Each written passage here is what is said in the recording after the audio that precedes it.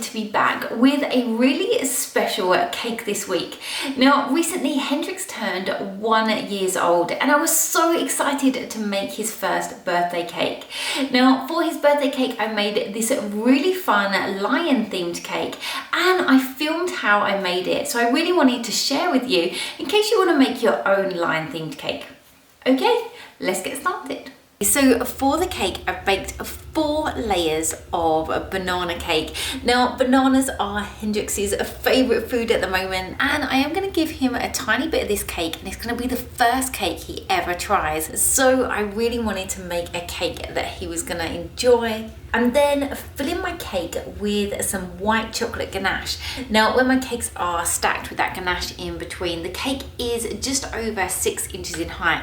So it's 6 inches in width and 6 inches in height. And this is going to give me plenty of room to add my decoration. Now, I'm going in just adding a thin crumb coat to the outside of my cake. This just allows you to lock in any loose crumbs, and I'm just going around just filling in any gaps so that I get a nice base to put my final layer of ganache around the outside.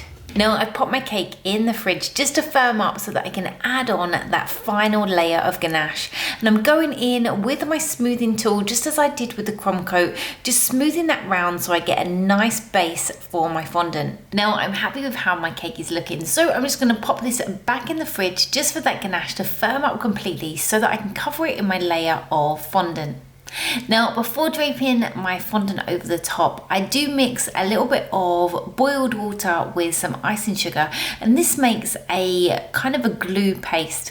And then just paste this over the top of my cake, and this is just going to help my fondant to stick. For the fondant, I'm using this really light ivory colour. So I've rolled it out and I'm just draping it over the top of my cake, just making sure that I'm securing that top edge before going in, pulling out the fondant and just pushing down those pleats, smoothing it onto the side of my cake. I'm then going in, first of all, around the side with my paddle smoothers and then around that top edge before finishing off the cake with my flexi smoothers. Now, I do have a more detailed video showing how I prepare, fill and cover my cakes in fondant, and I will leave a link to this in the description below. Okay, so for the board my cake is going to sit on, I've actually got a 10-inch round board. Now, this is a masonite board, so it's covered in this nice glossy white finish, so I could use it as it is, but I'm actually going to colour it in some green so that it ties it in with the rest of my cake. Now, in order to create the green, I actually used a few different colours. So there was the Kelly Green by Wilton, then added some of the Leaf Green by Colour Splash. Now, I wanted to brighten it up, so I actually added in some Colour Splash Sunflower Yellow, and this really created a pretty bright green. So as you can see, I've just rolled this out until it's large enough to cover the board. In order to stick this on, I've just brushed on a little bit of water before laying it down, smoothing it out and trimming off any excess. Now, I'm just transferring over my cake, and to do this I'm using a long offset spatula and just a normal kitchen cooking spatula, but the slightly wider one makes the cake a little bit more stable as I transfer it across.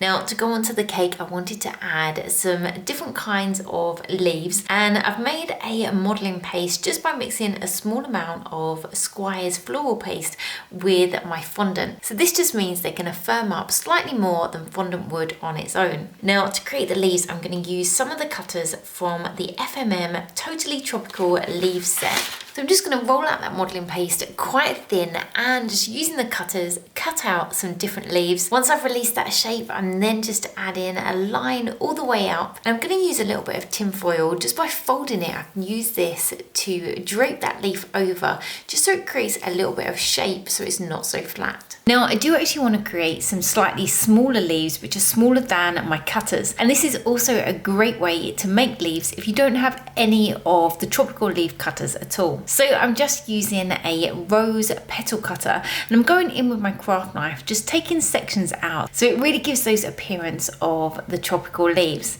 Now, if you stick around until the end of the video, you'll see all the leaves that I've made when I add them onto the cake. Now, I'm going to create a fondant number 1 to go on the top of my cake, and I actually want to paint this in gold. So I've just coloured some of my fondant in an ivory colour, which will just give me a great base. So I'm just rolling that out into a sausage and flattening that down, and I want my fondant to be around 1 centimetre in thickness. Now number 1 is quite a simple shape, but if you were doing a different number, you could use a template to start with. And then just adding in a bamboo skewer, and I'm going to leave it to one side so that I can paint this with some edible gold paint. Okay, so now the fun part of making a lion to go on the front of Hendrix's cake. So I'm going to be starting with the head. So as you can see, I've got a large ball of the lighter fondant. So this is actually 150 grams. So I'm going to take that ball and just using the palm of my hand, just flatten down one side slightly, just so it's slightly thicker at the bottom. I'm then going to use my little finger and just create a little curve at the bottom. And this is going to be where his mouth and his nose is going to go. So I'm just using my fingers, just working that area out. I can then go round and just pull out on the sides to create his little cheeks. Once I'm happy with how that's looking, I'm then taking a small ball tool and I'm going to add in 2 little eye sockets. I've actually got some black choco balls and these measure around 5mm in diameter each. So I'm just going to push those into those eye sockets. A lion then needs some ears. So I've got 2 balls of fondant in exactly the same colour and these measure around 1.5 centimetres in diameter each. Now I'm just pushing down on one side and just stretching this out slightly to give us kind of a teardrop shape that's slightly thicker on one side. I'm then using my ball tool just to poke in where those ears are going to go, just so I can slot the ears into place. I'm then using my Dresden tool just to join the 2 pieces of fondant together to stop those ears falling off. And I will be covering up all those marks when I add all the fur lines onto his face. I've taken a small ball of a dark brown fondant and I'm just shaping this between my fingers and my thumb, and this is going to be his little nose. So I'm making a kind of a little triangle and I'm just going to stick that on the front. So it's now time to add the fur onto the lion's face, and to do this I'm just using a Dresden tool, adding lines into that fondant. Now I'm actually going in some different directions. So on the top of his head I'm going upwards, and then when we get to his cheeks I'm bringing it down onto the side. So let's talk about the design of this cake. If you're wondering why I picked a lion, this lion is based on a soft toy that Hendrix has, and this was actually the first toy we ever bought him. So I thought it was fitting that I based the cake around this little lion. Now, if you wanted to make a lion for the front of your own cake, in order to colour the lighter fondant, I actually used some ivory, some brown, and a little bit of green food gel. To finish it off and make it look even more furry, I'm going in with a tiny little pair of scissors, just chopping into that fondant, and this just really makes it look super furry. I'm just going back in with my Dresden tool, just messing it up slightly, just bringing out the cheeks, just so it looks like little tufts of fur coming off the sides. And you just want to carry on around your lion's face just until you're happy with how that's looking. I'm then going in with that Dresden tool, just adding a little smile at the bottom of his face and a little bit of texture over the top of his nose. So there we have the start of our lion's face. Now to add a little bit of dimension, I've got some edible dust. So I'm using a chocolate brown and also a cream, and I'm just going in with my large fluffy brush, just brushing that over the top. Now the darker one is great just to add a little bit of shadow. So I'm adding it around the top of his nose and inside of his ears and around the bottom of his chin. And I just love how by adding different colours it really brings the character to life. I've then got 2 really teeny tiny balls of white fondant and I've just added those onto his eyes. Now I'm happy with how his face is looking, it's time to work on his mane. Now I want this to firm up slightly more than his face, as some of this will be coming away from the cake. So I've actually got a ball which is 100 grams, but I've used 75 grams of fondant and 25 grams of floral paste to make a modelling paste. Now to colour this I've used the same ivory, brown and a little bit of green, but I've actually added in some orange. So I'm just rolling this out out, trying to keep it as much of a circle as I can, pulling it out so I've got an even amount around the head. I want to make this as light as I can, so I'm actually going to cut out the center. So to do this, I'm going to draw around the head with my Dresden tool and just cut inside that line, just cutting out the middle. I'm then going in, just pushing that edge down with my fingers before going in with this modeling tool that's just going to add lines all the way around the mane. So I'm just pushing those in, dragging on that fondant, trying to keep the shape as much as I can before going in with my Dresden tool, just adding in some deeper lines, pulling on that fondant, just making it look like we've got hair all around the face. Now, as I've gone round, it has stretched slightly, so I'm just pulling that back into shape before going in with some edible tint, just adding on some brown, some cream. I've also got some orange, and I will be adding on a little bit of yellow. In order to stick the two pieces together, I'm just adding a small amount of edible glue just around that edge before placing the lion's head in the center and just making sure that those two pieces are joined together. Now, I don't want it to look as flat as it does, so I'm just pulling up areas with my Dresden tool, and I'm going to pop under some tissue paper just to hold it in place while it dries so that it will keep its shape. And to finish this off, I've got some more of that edible tint just going in around the edge, adding in some shadow around the bottom, and I've got some lighter orange and yellow just around the top.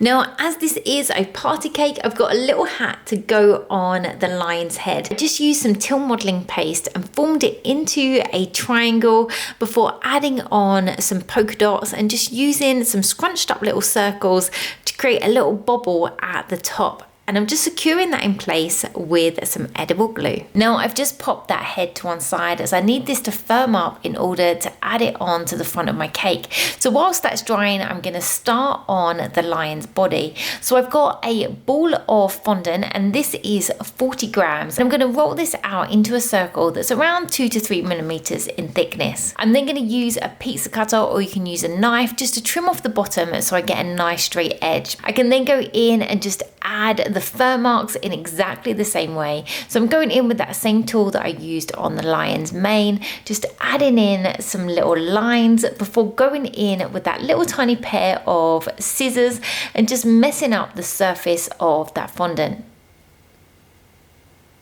So that it matches, I've then got the same colour brown and cream edible dust that I'm just dusting over the top before adding on some edible glue and just sticking it on the front of my cake. Now we need two chunky little arms with paws at the front. So I've got two balls of fondant which are around 70 grams, and I'm starting off just rolling that into a teardrop shape in the palm of my hand. I can then use my little finger just to push on that front, pulling it up to create a little paw. Now I'm going in with my Dresden tool on the side, just adding a crease just to bend that where his elbow would be, and I'm pushing in two little dents on the front. Now, so this matches the rest of my lion, I'm going in exactly the same way, adding the little fur marks and then using my scissors, just going in, messing up the surface of that fondant just to make it look super fluffy. This is a great way to add fur, whether you're making a lion or maybe you're making a teddy bear. You just really want to mess the surface of that fondant up and just pull all the pieces in different directions. Now we need two arms, so I'm going to go in and make one for the other side in exactly the same way, also adding on some of that edible dust just so it matches the rest of the body. I can then use some edible glue and I'm just going to stick these either side of that body that we've already added. It's now time to add that lion's head onto the front of my cake, and this head is slightly on the heavy side, so I want to make sure that it's nice and secure. And to do this, I'm going to use 3 bamboo skewers and some melted chocolate. Now I want the melted chocolate to dry instantly, so I'm also going to be using a can of spray ice. When you spray this onto the cake, it just sets chocolate instantly. So this just means that I don't have to hold that head on there until that chocolate is set. So I'm just taking those bamboo skewers, dipping them in the chocolate and popping them into the widest part of my lion's head, as I don't want them to push through the other side. I'm adding on some of that chocolate and I'm just going to position it on the front of my cake and just push in before spraying on some of that spray ice. And I'm absolutely loving how this cake is looking. I've then got all the leaves that I created in the different shades. We've got some lighter green leaves, we've got some dark green leaves and also some brown leaves. And I'm just securing those in place with some edible glue. On the top, I've also got the number 1 and I've coloured this just using some edible gold paint, and I will put a link in the description below to a video showing how I make my edible gold paint. I've then got the smaller leaves that were created by hand and I'm just popping those around the number 1. Now I thought this cake was missing something and I really wanted to add a little candle, so I've actually made a tiny little fondant cupcake which I've added a real candle into the top. Creating this cake, I was up against time, especially with Hendrix running around, so I didn't actually film making this little cupcake. But if you've made it to the end of the video and you do want to see how I made it, just let me know in the comments below and I will do a separate video showing how I made the little cupcake topper. So there we have the finished cake, and I was able to give this cake to Hendrix on his birthday. We lit the candle and he blew it out, and this was one of the most magical moments and probably my most favourite cake I've ever made. I really hope you've enjoyed this video tutorial and you might be able to use some of these techniques in your own cake decorating. If you did enjoy the video, don't forget to hit that like button, and if you haven't already and you'd like to see more videos like this, then don't forget you can subscribe to the Cake Spontaneous YouTube channel. You can also hit that notification bell next to the subscribe button, and this will just alert you every time we upload a new video. Now, if there have been any tools that you're wondering where I got them from throughout this video, I will put links to all the tools that I've used in the description below so you can find them there. So until next time, bye!